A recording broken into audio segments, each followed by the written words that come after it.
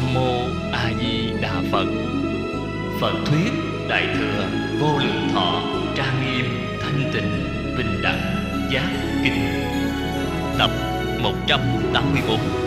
Người giảng Lão Hòa Thượng Tịnh Không. Chúng ta xem tiếp câu phía sau. Như Phật kim sắc thân, diệu tướng tất viên mãn. Chúng ta muốn hỏi, tại vì sao phải giảng sanh thế giới cực lạc? Giảng sanh, lời nói này nếu dùng lời hiện đại của chúng ta mà nói, người hiện tại gọi là di dân. Chúng ta di dân đến thế giới cực lạc của A Di Đà Phật. Tại vì sao phải đi? Hai câu nói này chính là đáp án. Sau khi đi đến nơi đó rồi, chúng ta có được cái chỗ tốt. Như Phật kim sắc thân, diệu tướng tất viên mãn. Chúng ta đều hy vọng chính mình có thể có một thân thể khỏe mạnh,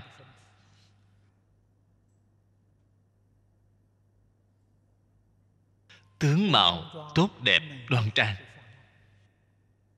Đây là tất cả chúng sanh đều mong cầu. Có thể cầu được hay không? Nhà Phật nói, Phật thị môn trung, hữu cầu tác ứng. Khẳng định cầu được. Bạn cần phải như lý, như pháp, thì bạn liền có thể cầu được. A Di Đà Phật cung cấp cho chúng ta một hoàn cảnh sống tu học vô cùng tốt đẹp.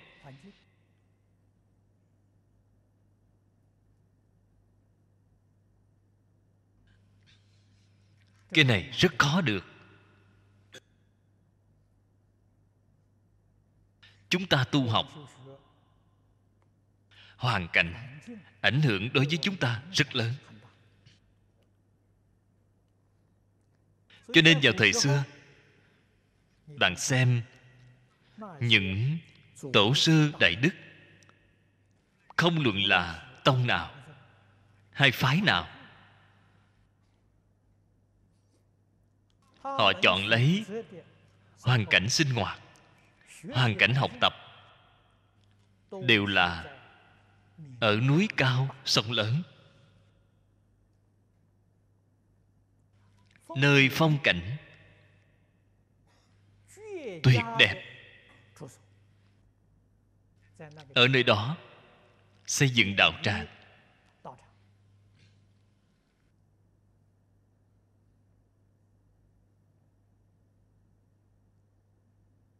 Tại vì sao phải chọn lựa như vậy? Hoàn cảnh có quan hệ đối với tu dưỡng thân tâm của chúng ta.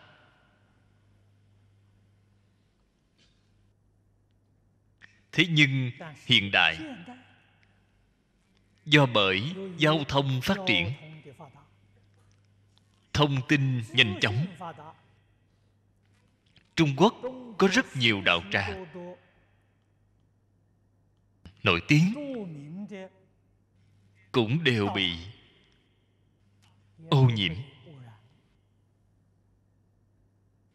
Ô nhiễm nghiêm trọng nhất là gì? Các vị có thể biết hay không? Truyền hình.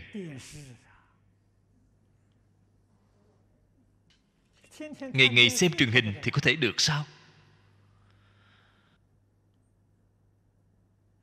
Trên núi cao cũng mắc cái truyền hình. Hoàn cảnh thanh tịnh như vậy bị ô nhiễm rồi, có đáng tiếc không?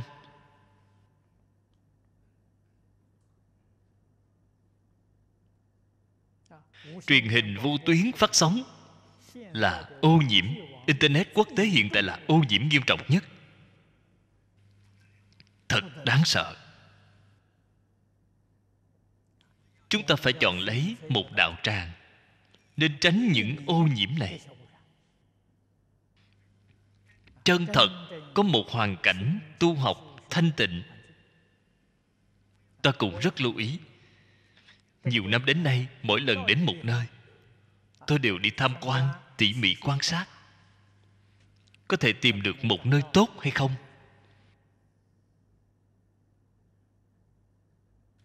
Ngày trước tôi phát hiện Úc Châu là một nơi tốt, tốt hơn Hoa Kỳ, tốt hơn Canada.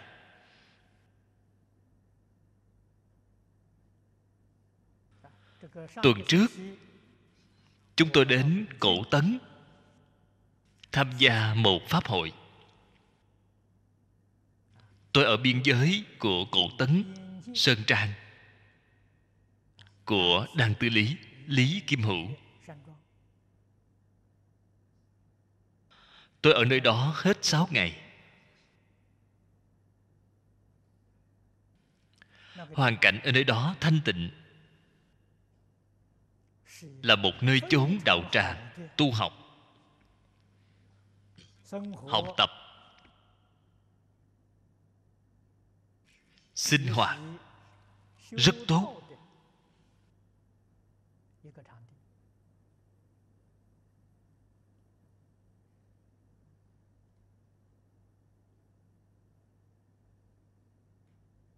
Sau khi pháp hội xong, ông đặc biệt mời tôi lưu lại 2 ngày, tỉ mỉ xem qua hoàn cảnh nơi đó. Tôi sâu sắc hy vọng tương lai ở trên núi, ông xây dựng một thôn Di Đà. Chúng ta đến bên đó niệm Phật.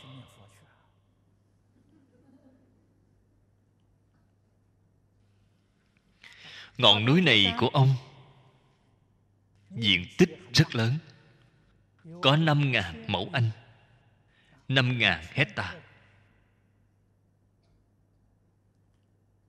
Đường lộ trong khu vực đó có đến 16 dặm dài, non xanh nước biếc, độ cao 1.000 mét so với nước biển, 4 mùa trường xuân.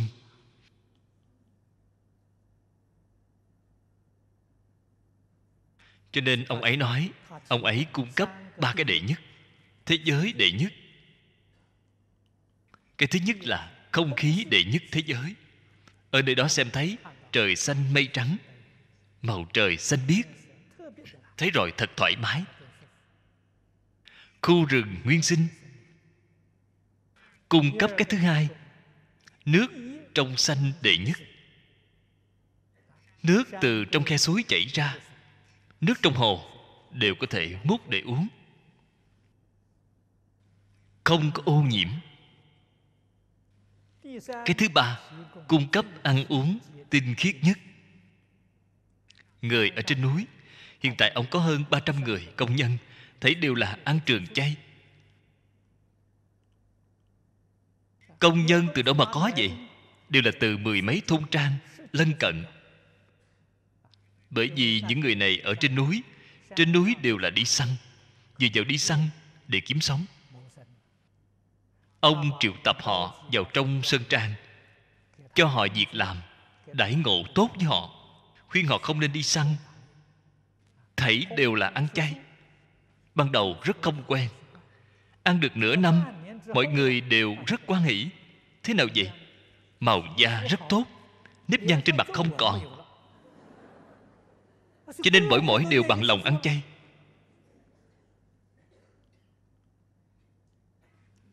Ba cái đệ nhất. Tôi đến ở vài ngày, tôi nói anh hãy thêm một cái đệ nhất nữa. Ông hỏi cái gì? Tâm rất thanh tịnh. Ở trên đó phải giảng kinh, ở trên đó phải truyền đạo. Chúng ta không có lòng tư riêng, quyết không thể nói chúng ta chỉ nói Phật Pháp, không truyền các tôn giáo khác. Chúng ta ở nơi đó xây một trung tâm đa nguyên văn hóa, xây một trung tâm hoạt động lớn, làm giống như một cái giảng đường vậy. Trong đó có phòng điện ảnh mô hình nhỏ. Tôi nói một phòng điện ảnh đủ hay không? Chí ít có 3 cái đến 4 cái phòng điện ảnh mô hình nhỏ này. Phát chiếu cái gì vậy? Giáo nghĩa của mỗi tôn giáo. Những giáo nghĩa này từ đâu mà có? Không cần lo. Tôi nói chủ nhật của mỗi tuần, mỗi tôn giáo đến đây giảng kinh, chúng ta đem băng ghi hình ở đây cung cấp cho họ. Tương lai ở trên núi này của anh, họ tin theo tôn giáo nào, chúng ta đem băng ghi hình của tôn giáo đó tặng cho họ, để cho họ nghe, để cho họ xem. Phải có một cái tâm rất thanh tịnh. Tôi nói cái đạo tràng này của anh tương lai liền biến thành tịnh độ đệ nhất thế giới. Đạo tràng tịnh độ. Trên núi có rất nhiều đường đi, mở đường đến 16 cây số. Rất nhiều cầu đều chưa đặt tên cho nó.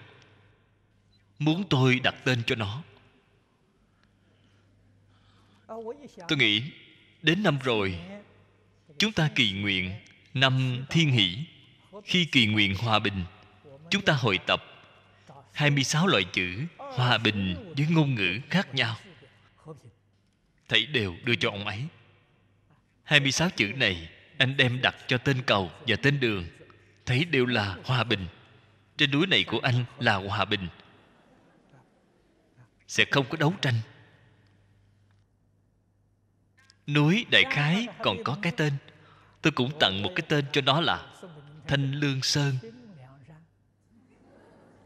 Núi Thanh Lương, lộ hòa bình, cầu hòa bình, rất có ý nghĩa. Cho nên tôi nghĩ, tôi ngày mai, hôm nay không gặp hội trưởng lý, ngày mai tôi sẽ nói với ông ấy, chúng ta ở nơi đây không cần xây thôn Di Đà. Thôn Di Đà dọn qua bên đó. Ở đây máy bay 1 giờ là qua đến bên đó rồi. Chúng ta ở nơi đây chuyên môn dạy học, bồi dưỡng nhân tài hoàng pháp. Thôn Di Đà dọn qua bên đó. Nếu khi mọi người tán thán, đại khái sẽ không có vấn đề gì rồi.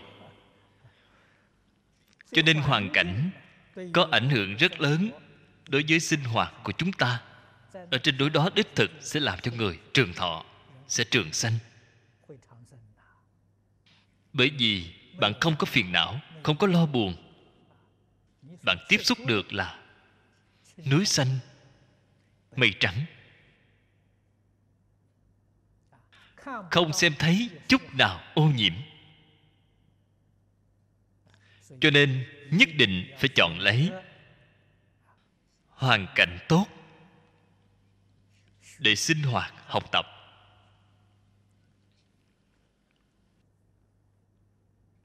Đây là lời đính kèm. Phật thân, tướng của Phật. Ở trên kinh Phật thường nói, từ 100.000 ức phước đức sanh ra. Cho nên phải biết thân thể của chúng ta, tướng mạo của chúng ta là thuộc về quả báo.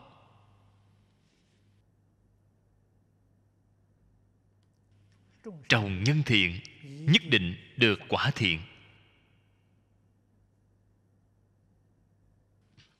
Cái quả thiện thứ nhất chính là thân thể.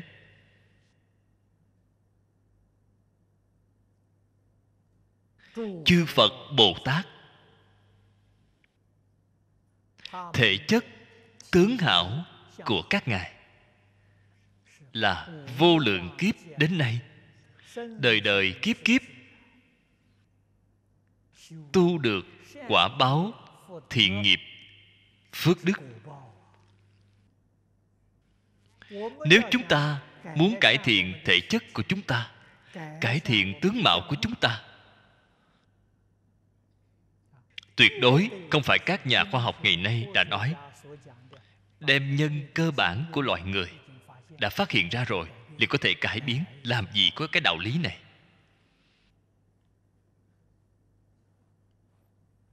Việc này không phải là thật.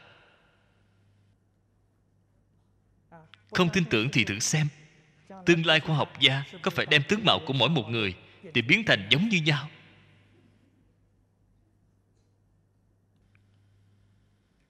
Đây là việc không thể nào.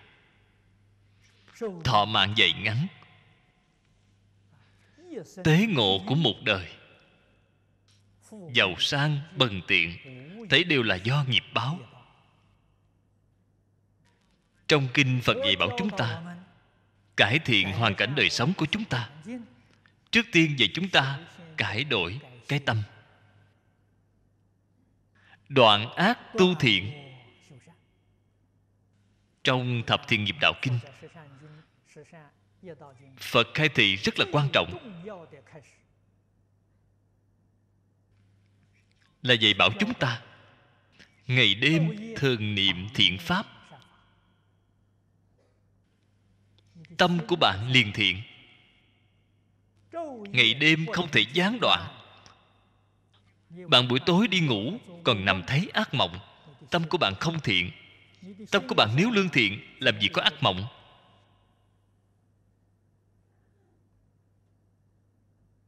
Từ buổi tối đi ngủ nằm mộng, chúng ta chính mình phải giác ngộ. Nếu như ác mộng nhiều, phải đoạn ác tu thiện. Bạn từ chỗ này mà bắt tay vào, chăm chỉ nỗ lực mà làm. Tôi nghĩ ngay trong 1-2 năm, cái hiệu quả này liền hiện tiền. Ác mộng dần dần ít đi. Ít đến sau cùng, tuy là có nằm mộng, tuyệt đối sẽ không có ác mộng. Tâm thiện.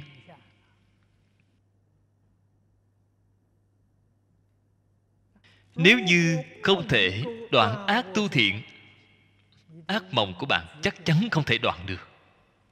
Rất là rõ ràng.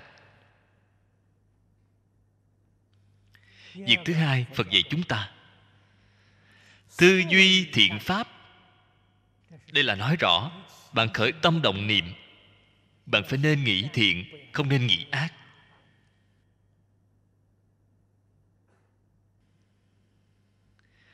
Đây là căn bản tu học của chúng ta.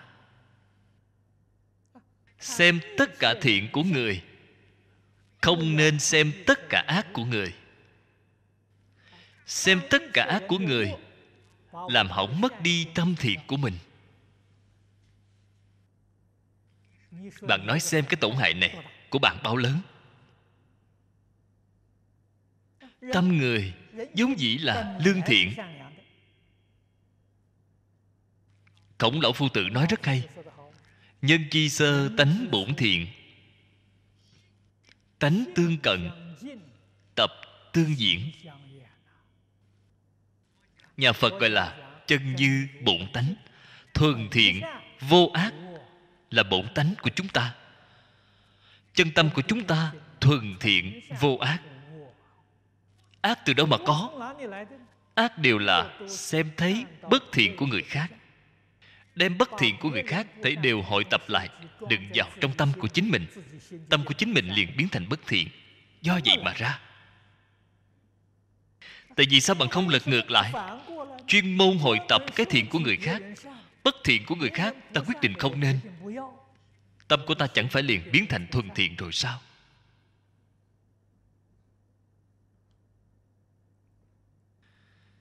Cho nên phải hiểu được, như trong cuộc sống thường ngày, cùng ở chung với đại chúng, làm thế nào làm một chuyển biến. Tiêu chuẩn thiện ác của nhà Phật nói được rất hay. Vì chính mình là ác, vì người khác là thiện. Đây là chư Phật Bồ Tát chúng ta phải học. Vì người khác, các vị phải nên biết pháp thân thiện. Vì chính mình, nghiệp báo thân thiện, pháp thân không có, báo thân cũng không. Cái tổn thất này quá to, quá lớn. Ai hiểu được cái đạo lý này? Chỉ có Phật hiểu. Phật nói cho chúng ta nghe nhiều rồi, dần dần cũng giác ngộ được. Cho nên mỗi niệm gì tất cả chúng sanh, không nên vì chính mình, không nên sợ khổ cực, không nên sợ lao nhọc. Vì người khác làm việc rất khổ cực, Nếu bạn cho rằng rất khổ cực, chân thật bạn liền rất khổ cực, bạn chân thật liền sẽ mệt chết. Ý niệm bạn vừa chuyển, vì người khác làm việc an vui nhất, vậy là càng làm được nhiều thì càng an vui. Đây chính là nhà Phật thường nói, tất cả pháp từ tâm tưởng sanh. Sẽ bạn nghĩ cách nào? Cư sĩ Lý Mộc Nguyên một ngày từ sớm đến tối vì mọi người, mỗi ngày ngủ 2 giờ đồng hồ. Người khác làm sao chịu nổi? Vì sao ông có thể chịu được? Vì người khác làm được nhiều việc càng an vui. Cho nên ông liền không cảm thấy mệt mỏi, không cảm thấy mệt nhọc. Cái đạo lý này ít người chân thật hiểu được.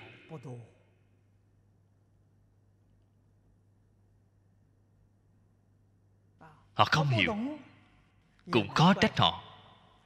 Không có người dạy họ, họ không có chăm chỉ học tập qua, họ làm sao hiểu được?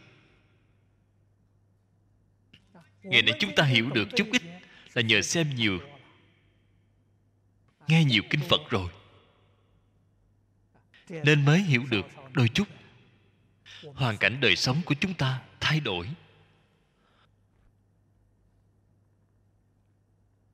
Tu hành có rất nhiều duyên tốt, duyên thù thắng, chúng ta đều gặp được rồi. Không chỉ chính mình có thể hưởng thụ, mà còn có rất nhiều đồng tu có duyên. Chúng ta đều giới thiệu cho họ, giúp đỡ họ.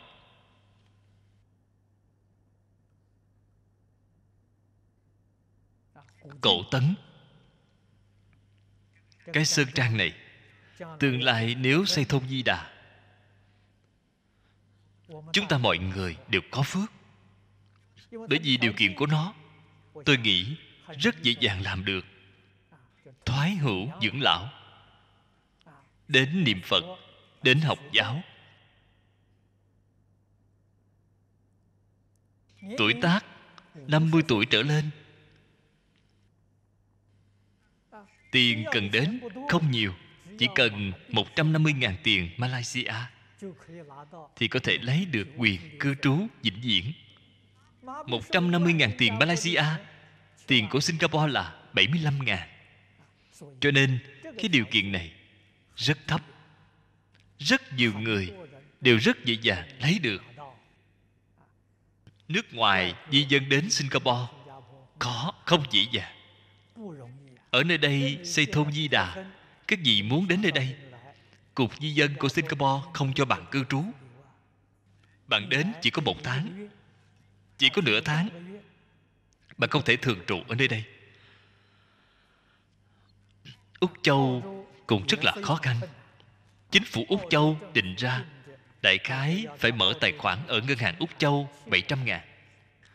Con số này quá lớn. Người thông thường không có cái năng lực này. Ở nơi đây chỉ có 75.000, 1/10. So ra với Úc Châu chỉ có 1/10. Cho nên chúng ta rất hy vọng. Chúng ta đã nghĩ rất nhiều năm rồi, đã nghĩ mấy mươi năm, thôn Di Đà hy vọng có thể thực hiện ở Malaysia. Chỉ cần xây dựng một cái đạo tràng, có được kiểu dáng này, người toàn thế giới đều có thể đến nơi đây để học tập. Chân thật làm ra tấm gương tốt, để người tuổi già trải qua những năm tháng hạnh phúc nhất ngay trong một đời. Những năm tháng cuối đời hạnh phúc nhất. Ở ngay trong đây, chúng ta cũng thành tựu như Phật kim sắc thân, diệu tướng tất viên mãn. Cho nên phải dựa vào hoàn cảnh giúp đỡ chúng ta. 32 tướng của Phật, mỗi một tướng hảo đều có nghiệp nhân.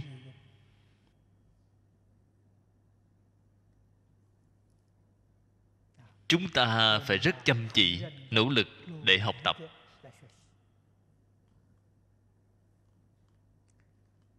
Xem tiếp đoạn kinh văn phía sau.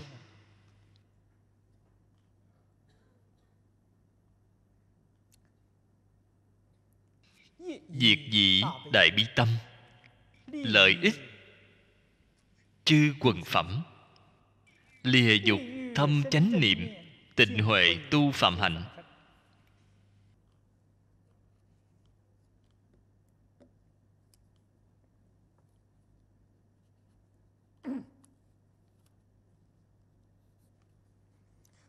Bài kệ này là bi ích chánh niệm.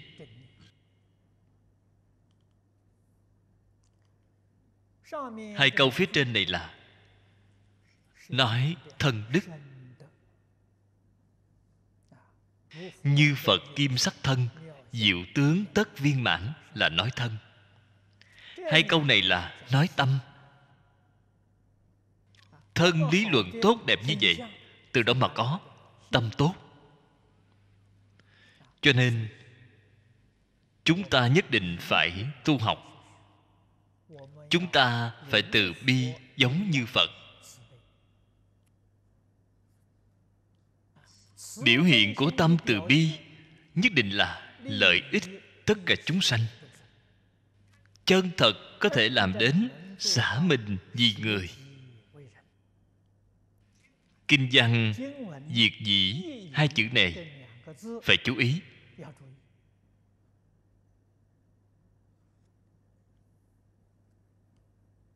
Đây là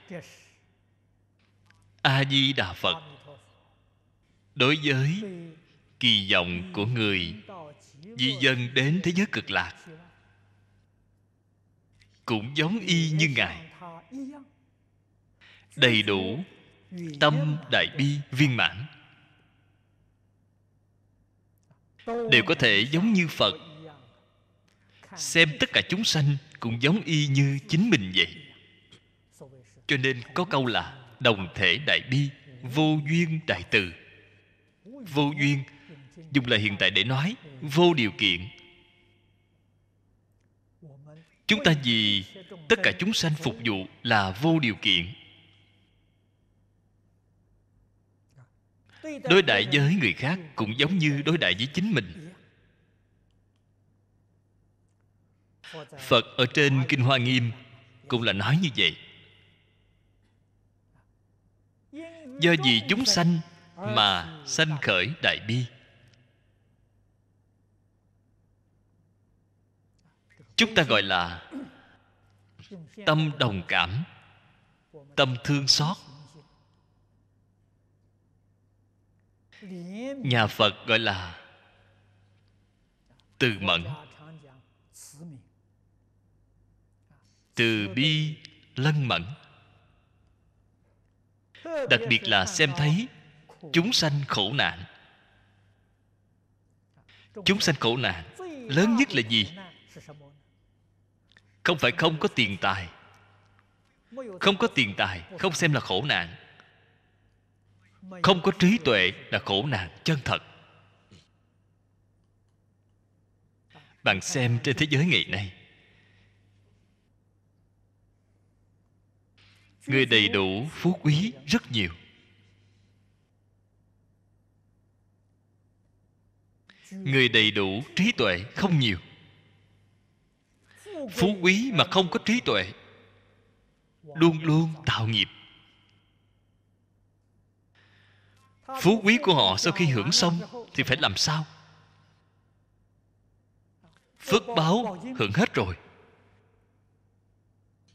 tội báo liền hiện tiền. Cái phước đó không phải là phước chân thật. Vinh hoa phú quý của thế gian, đó là một giấc mộng. Chúng ta phải rất rõ ràng, rất tường tận. Không phải là phú quý chân thật. Phú quý chân thật, đời đời kiếp kiếp đều không mất đi. Đó là thật. Một đời này hưởng xong rồi, đời sau không còn nữa. Đây không phải là phú quý chân thật. Đó là giả. Đàm hoa vừa hiện. Chúng ta phải hiểu rõ những chân tướng sự thật này.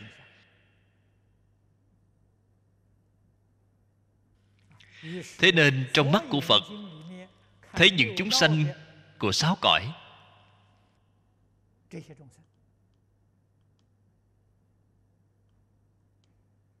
gặp phải khổ nạn trên vật chất, còn phải ở vật chất mà giúp đỡ họ, khiến cho họ có thể được no ấm, có thể tiếp tục sống. Cho dù đời trước tu được chút phước báo mà không có trí tuệ, hưởng phước mà không có trí tuệ, những người này càng phải nên độ họ.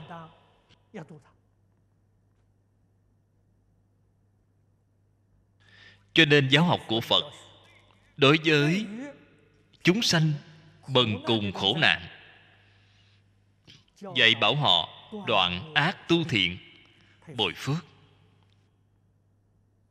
Đoạn ác tu thiện là cải thiện đời sống vật chất, pháp môn không hai, thật có hiệu quả. Đối với đời sống giàu có mà không có trí tuệ, Phật dạy bảo họ phá mê khai ngộ, khiến phước báo của họ có thể tiếp nối, không đến nỗi hưởng hết tội báo hiện tiền, giúp đỡ họ phá mê khai ngộ. Cho nên Phật đích thực là phổ độ tất cả chúng sanh. Phước báo trong đây lớn, bao gồm thiên dương. Trong Ấn Độ giáo gọi là Đại Phạm Thiên Dương, trong Phật Kinh gọi là Ma Hê Thụ La Thiên Dương. Đây là phú quý cùng tột trong sáu cõi. Họ chưa khai ngộ, họ không có trí tuệ. Phật muốn giúp đỡ họ, Phật muốn cho họ lợi ích chân thật, giúp đỡ họ khai trí tuệ. Cho nên nói là do chúng sanh mà khởi tâm từ bi. Tâm đại bi chính là tâm Bồ Đề, khởi tác dụng.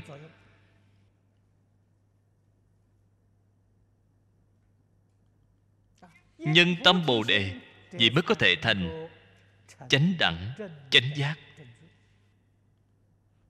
Cho nên người chúng sanh thế giới Tây Phương Cực Lạc, không một ai không phát tâm đại bi, không một ai mà không chịu hy sinh chính mình để thành tựu người khác. Mỗi người đều là xả mình vì người. Như vậy mới có thể giống như Phật, phổ biến lợi ích tất cả chúng sanh.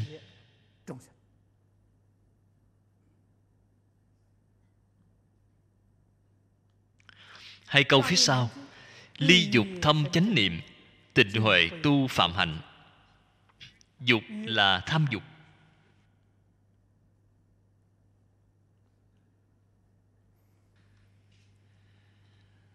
Các vị cần phải ghi nhớ.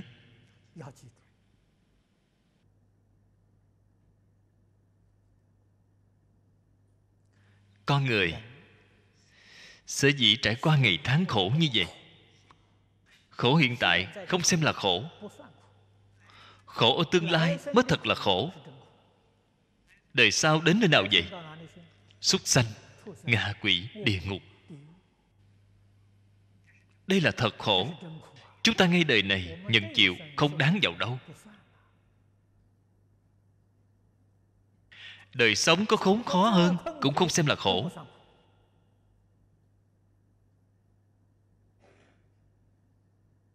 Trên Kinh Lăng Nghiêm nói, thời kỳ mạt Pháp chính là nói cái thời đại hiện đại của chúng ta. Tà sư nói Pháp nhiều như các sông Hằng. Tà sư là gì? Tà sư nói ra pháp hoàn toàn trái ngược với chân tướng sự thật. Thí dụ, trong xã hội ngày nay, có một số người lưu hành một cái quan niệm tham dục. Tham dục mới là sức mạnh chủ động xã hội tiến bộ. Cho nên khích lệ người tham dục, giúp người tham dục, xã hội mới có tiến bộ. Loại quan niệm này, loại cách nói này, chính là trên kinh Phật nói tà sư nói pháp nhiều như các sông Hằng.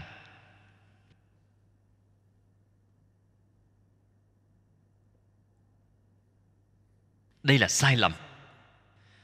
Trên kinh Phật nói tham dục đọa cõi ngạ quỷ. Cho nên người Trung Quốc thường nói người chết rồi đều đi làm quỷ. Lời nói này là không đúng. 6 cõi luân hồi, làm sao bạn biết được người chết rồi thì đi làm quỷ? Tại vì sao họ không làm trời?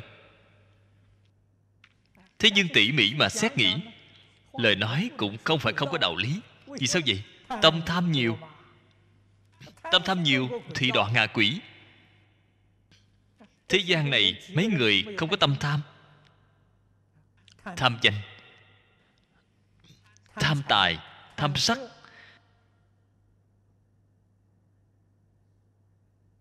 ham muốn 5 dục 6 trần.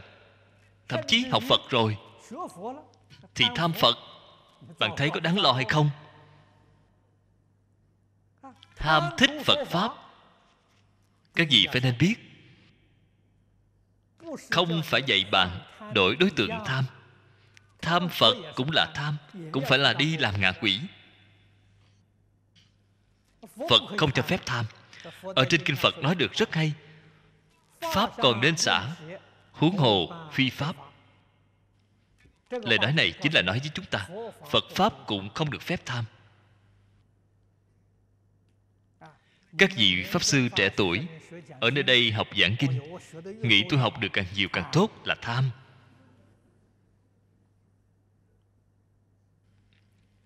Tổ sư Đại Đức dạy bảo chúng ta một môn thâm nhập. Kinh điển tuy là nhiều, ta học một thứ, 2 thứ thì là được rồi, không nên tham nhiều.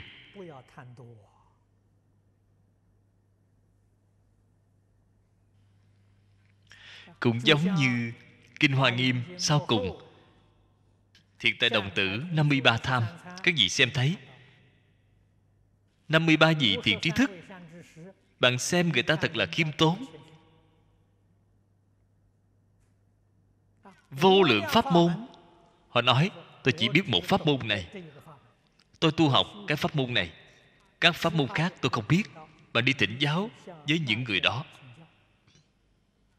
họ biết được nhiều hơn so với tôi. Mỗi đều là chính mình khiêm tốn như vậy, tán thán người khác. Đây là làm ra tấm gương cho chúng ta xem. Ngày nay chúng ta mê hoặc điên đảo, hy vọng cái gì mọi thứ đều thông. Cho dù các vị học pháp gì, đến chỗ của ta thì được rồi, không cần phải đi hỏi người khác. Cống cao ngã mạn. Như vậy mà trụ trì Phật Pháp, làm được náo nhiệt hơn. Chết rồi vẫn là đọa 3 đường, không ra khỏi 3 cõi, không sanh được cõi trời. Nhất định phải hiểu cái đạo lý này. Cho nên đồng tu chúng ta, hôm nay tôi nghe cư sĩ Lý Văn Phát nói với tôi, lớp bồi dưỡng của chúng ta chính là phía Trung Quốc hợp tác với chúng ta. Đại khái khoảng tháng 10 khai giảng. Hiện tại họ đang tìm một nơi chốn, đã bàn bạc cũng sắp gần xong rồi. Tôi nói với ông ấy, tôi làm cái lớp này 4 học trò vô một lớp, 4 người trong Phật Pháp gọi là một chúng, chính là một tăng đoàn. Chúng ta mở 10 lớp. 10 lớp 30 học trò, 10 vị thầy. Các vị hiện tại tương lai đều làm thầy. Một người dẫn 3 học trò, cùng sống chung với 3 học trò này. Thầy trò 4 người cùng ở chung một phòng, cùng sử dụng một phòng học, học một bộ kinh. Phải làm cho 3 học trò này, mỗi một người đều đem bộ kinh này giảng được tốt. Phải dạy họ ra để giảng, mỗi đều giảng tốt. Cho nên tôi nói với ông ấy, tôi cần 10 cái phòng học. Phòng nghỉ của các học trò cũng phải 10 cái.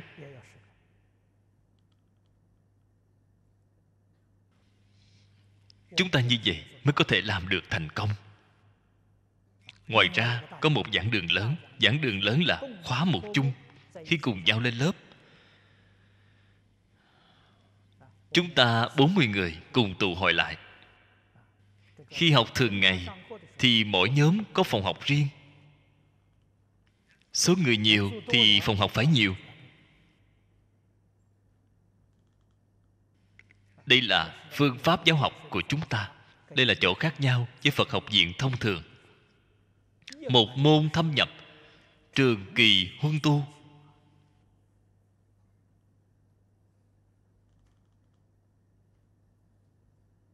Nhất định phải lìa dục. Lìa dục mới có thể thâm chánh niệm.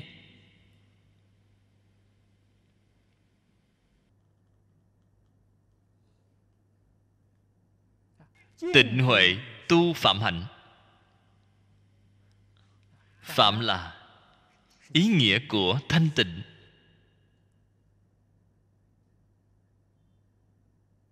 Đây là trên Kinh Vô Lượng Thọ đã nói. Tâm thiện, ý niệm thiện, chính là tư tưởng thiện. Hành vi thiện, quyết định không xen tạp chút nào bất thiện, vậy mới gọi là phạm hạnh.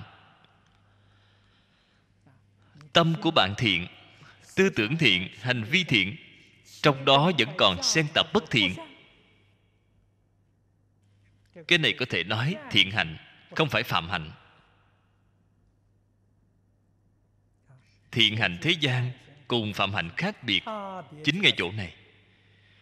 Trong phạm hạnh không nên xen tạp bất thiện.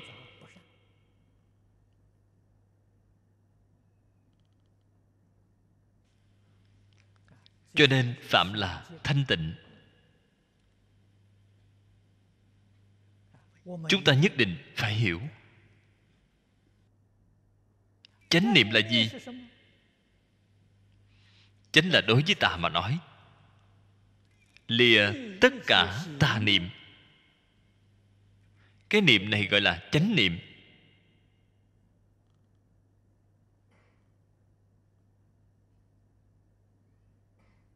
Chúng ta ở trong điển tích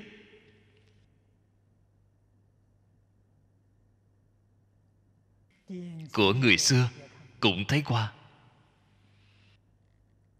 Chánh niệm, vô niệm. Lời của họ nói không hề nói sai. Khi chúng ta xem thì chúng ta xem sai rồi. Chúng ta xem sai cái gì? Chánh niệm là vô niệm. Không có bất cứ niệm gì thì gọi là chánh niệm. Sai rồi. Vậy thì bạn sai quá nhiều rồi. Bạn đem vô niệm xem thành chánh niệm. Kết quả là quả báo của bạn là ở tứ thiền vô tưởng thiên. Vô tưởng thiên là ngoại đạo. Học Phật học thành ngoại đạo sẽ đi đến chỗ này. Nhất định phải nên biết vô niệm là vô tà niệm. Vô tưởng cũng là tà niệm. Trong tông môn thường gọi là vô niệm. Vô niệm là gì?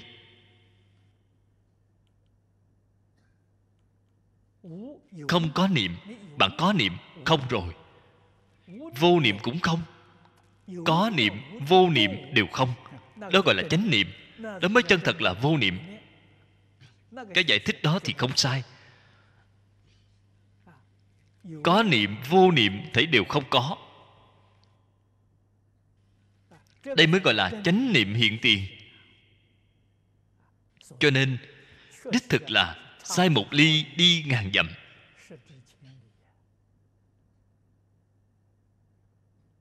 Có, không, hai bên đều không dính. Lời nói này khó. Có niệm thì không phải là vô niệm. Vô niệm vậy thì có niệm. Rốt cuộc là ta có niệm hay là vô niệm? Bạn lại mơ hồ rồi, lại không rõ ràng rồi. Kỳ thật tôi giải thích với bạn thì bạn tường tận. Quyết định không có ý niệm tự tư tự lợi. Cái niệm này không. Quyết định có ý niệm lợi ích tất cả chúng sanh. Bạn xem, có niệm, có cái niệm gì? Có cái ý niệm lợi ích tất cả chúng sanh. Vô niệm, không có ý niệm tự tư tự lợi. Đây là chánh niệm. Cái cách nói này bạn liền dễ hiểu. Nếu như có ý niệm lợi ích tất cả chúng sanh, trong đó xen tạp lấy ý niệm tự tư tự lợi, cái ý niệm này không chánh. Đây không phải là chánh niệm. Chánh niệm chắc chắn không có tự tư tự lợi. Một mực chỉ niệm tất cả chúng sanh, vì tất cả chúng sanh phục vụ.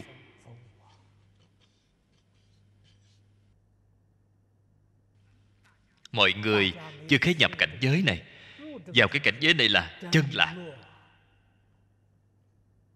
Vì tất cả chúng sanh phục vụ là đại lạc. Lời nói này trong kinh Cô Rang đều có. Kinh điển của Hồi giáo, trong kinh điển nó có rất nhiều lần.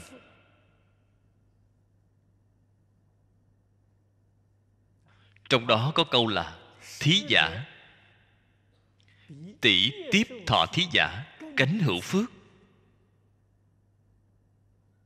Cái ý này là tương đồng. Ý nghĩa chính là chúng ta vì người khác, so với người tiếp nhận người khác, vì ta càng có phước báo, càng có phước.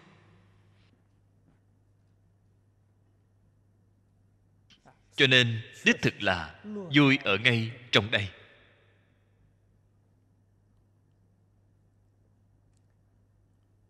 Tịnh huệ, thanh tịnh trí tuệ. Thừa thường nói trí tuệ bát nhã. Bát nhã ba la mật đa. Tuyệt đối không phải là trí tuệ của tiểu thừa trời người. Vì sao vậy? Trời người tiểu thừa.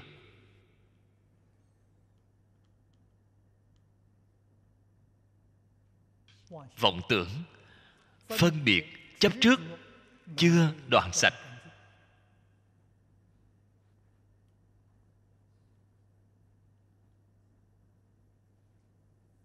Trời người xen tạp, tự tư tự lợi, phải quấy nhân ngã, danh vọng lợi dưỡng, tham sân si mạng. Xen tạp những thứ này không thanh tịnh.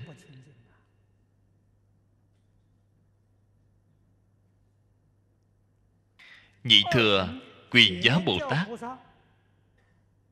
kiến tư phiền não đoạn tận,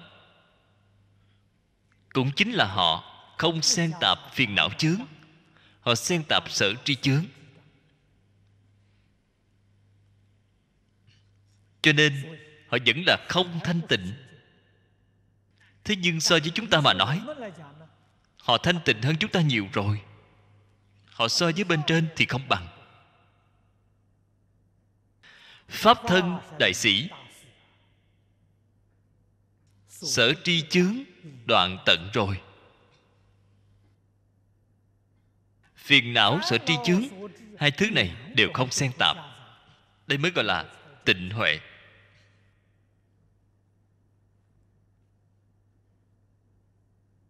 Các vị đồng tu lâu năm nghe cách nói này của tôi liền có thể lý giải.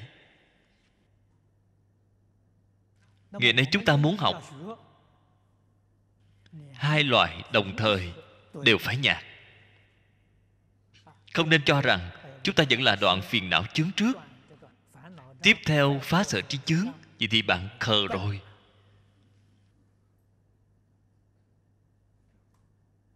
Bạn phí thời gian rất dài, bạn học được rất khổ cực. Hai cái đồng thời phải đoạn, không thể nào hoàn toàn đoạn. Đoạn một phần, hai phần cũng tốt. Một năm có thể đoạn một phần, hai phần. Mỗi năm có tiến bộ.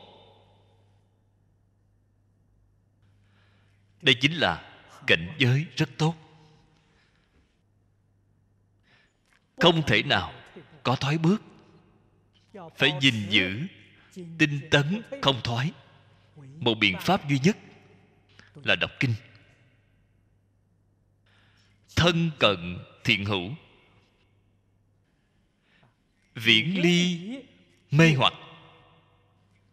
Cái điểm này quan trọng hơn bất cứ thứ gì. Phàm hễ tu hành không thể thành tựu, sau cùng thoái chuyển đọa lạc, đều là không vượt qua được mê hoặc của xã hội. Xã hội là mê hoặc của danh vọng, lợi dưỡng, tài sắc, danh thực thùy.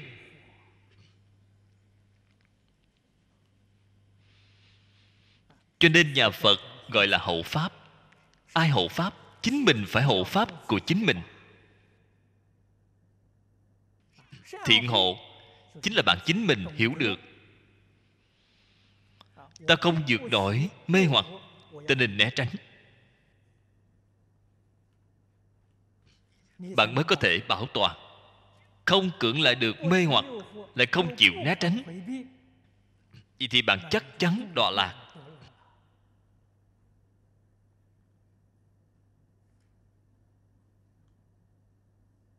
Chính bởi vì cái đạo lý này, cái sự thật này, cho nên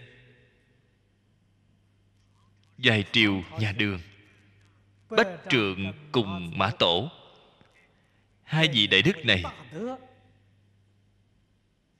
mới xây dựng Tòng Lâm. Xây Tòng Lâm chính là vì việc này. Bạn không cưỡng lại được mê hoặc, xây Tòng Lâm cung cấp hoàn cảnh sinh hoạt thanh tịnh cho bạn, hoàn cảnh học tập, diễn ly tất cả ô nhiễm, cũng chính là diễn ly tất cả mê hoặc. Đem đạo tràng này xây dựng vào trong núi sâu,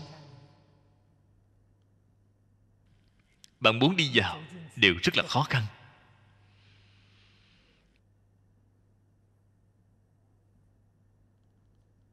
Không phải là người chân thật học đạo mộ đạo, họ không chịu cái khổ cực này.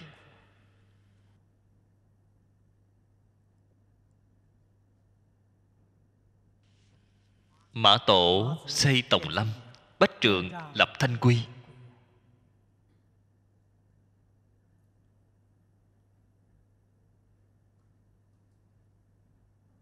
Hai người này, mọi người nghe qua hai câu nói này liền tường tận. Xây Tòng Lâm là làm việc hộ pháp, hộ trì đạo tràng. Đạo tràng tất cả những việc tạp vụ hành chánh họ làm. Đại sư Bách Trượng dạy học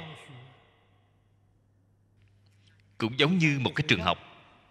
Một người là chủ quản hành chánh, một người chủ quản dạy học.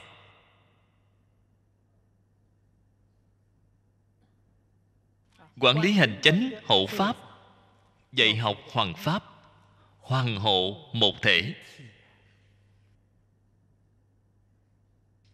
Thiếu một thì không thể thành lập. Ngày nay chúng ta ở nơi đây, cư sĩ Lý Mộc Nguyên hộ pháp, chúng ta ở nơi đây hoằng pháp. Chúng ta không có được sự hộ trì đắc lực này, bạn tu học trong Phật Pháp có cao minh hơn, bạn cũng không thể nào phát huy được. Cho nên hoàng hộ nhất định phải kết hợp thành một thể. Công đức của hoàng hộ lớn như nhau. Ở trong Kinh Đại Niết Bàn, Phật nói với chúng ta, công đức hộ Pháp còn lớn hơn so với hoàng Pháp.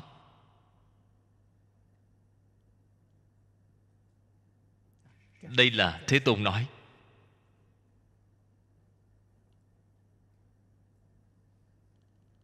Thích Ca Mâu Ni Phật năm xưa ở đời hộ trì Phật Pháp, thời đó là 16 vị đại quốc vương thời đó. Cho đến đương thời đại phú trưởng giả các khu vực, họ đến hộ trì lễ thỉnh Thế Tôn, lễ thỉnh tăng đoàn, đến nơi của họ hoằng pháp lợi sanh, đều là làm ra tấm gương rất tốt cho chúng ta. Bồ Tát nhất định phải học tập lục độ tứ nhiếp pháp, viễn ly tham sân si mạng. Đây gọi là tu phạm hạnh. Nền tảng của tu phạm hạnh là thanh tịnh trí tuệ.